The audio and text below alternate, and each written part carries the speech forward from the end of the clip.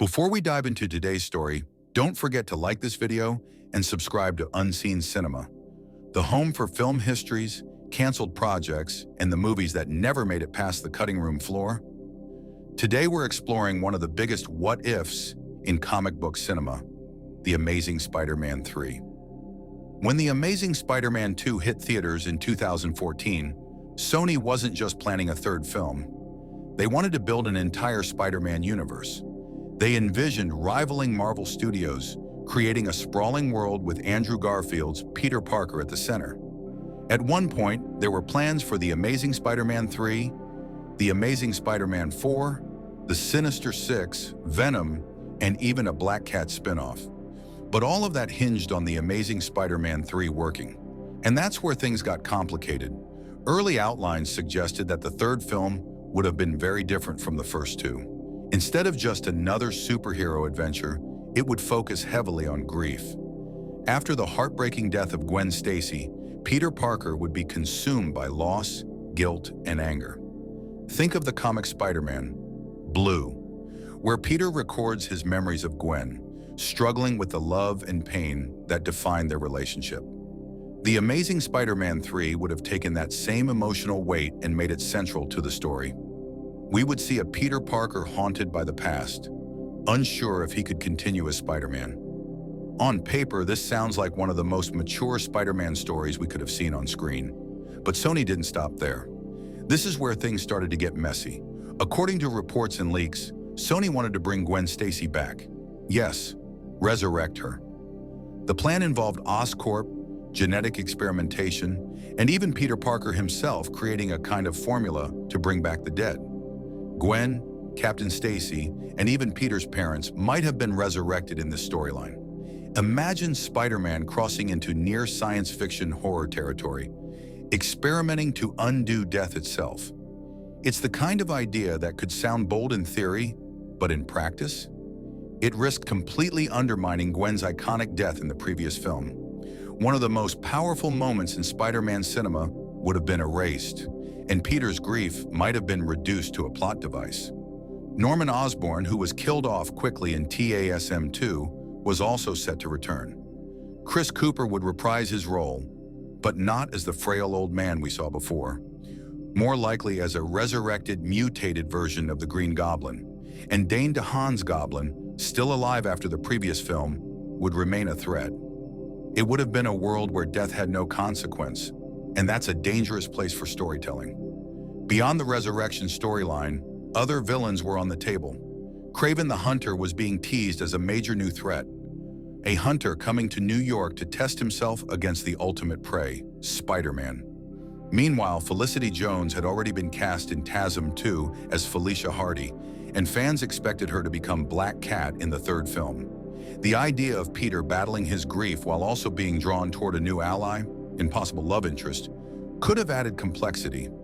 But once again, it risked overcrowding the story, something that The Amazing Spider-Man 2 had already been criticized for. Of course, all of this wasn't just about one movie. Sony had bigger plans.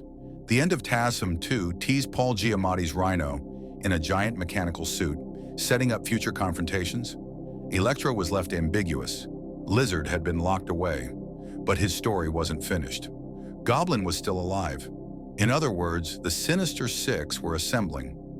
The Amazing Spider-Man 3 was supposed to serve as the bridge to that film. It would further tease the villain team up, while giving Peter his own personal arc. But with Norman Osborn returning, Gwen possibly resurrected, Kraven arriving, and Black Cat entering the picture, it was looking like far too much a story crammed into one movie. So why did this ambitious plan collapse? The answer is simple. The Amazing Spider-Man 2 disappointed. The movie grossed less than Sony expected, and reviews were mixed. Critics praised Andrew Garfield and Emma Stone's chemistry, but called the script bloated and unfocused. Too many villains, too many teases for future movies, and not enough time spent telling a coherent story. Behind the scenes, things were even worse. Emails from the Sony hack revealed that the studio was scrambling, unsure how to salvage the series. And at the same time, Marvel Studios was hitting its stride.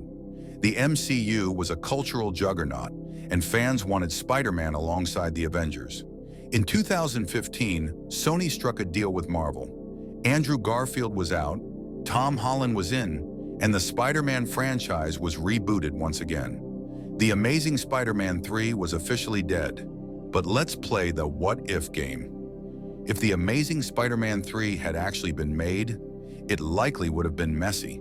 The resurrection storyline would probably have been slammed by critics, and the film might have been remembered as another overcrowded comic book movie that tried to do too much. At the same time, it would have kept Andrew Garfield as Spider-Man, possibly even carrying him into the MCU if the deal with Marvel had still gone through. Imagine Garfield fighting alongside Iron Man and Captain America instead of Tom Holland. The tone of the MCU could have been very different. But in truth, The Amazing Spider-Man 3 was always going to be a risky movie. Here's where things get interesting. When Andrew Garfield returned in Spider-Man No Way Home, fans rediscovered their love for his version of the character. His emotional arc in that film, saving MJ, admitting that he stopped pulling his punches, showed us a Spider-Man still defined by grief, still haunted by Gwen. It was exactly the kind of character development that The Amazing Spider-Man 3 was supposed to explore.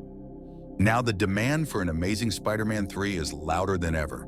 Garfield himself has been open to returning, and Sony seems aware of the fan support. In a world where multiverses exist, where old actors can return decades later, it doesn't feel impossible anymore. We may never see the resurrection storyline. We may never get Norman Osborn back or Gwen Stacy revived. But an Amazing Spider-Man 3, one that explores Garfield's older, darker Peter Parker, suddenly feels closer than it has in years. This has been Unseen Cinema, where we explore the films that never were and the ones that still might be. If you enjoyed this deep dive into The Amazing Spider-Man 3, don't forget to like the video, subscribe, and join us again as we uncover more lost chapters of cinema history. Because sometimes, the movies we never saw are just as fascinating as the ones we did.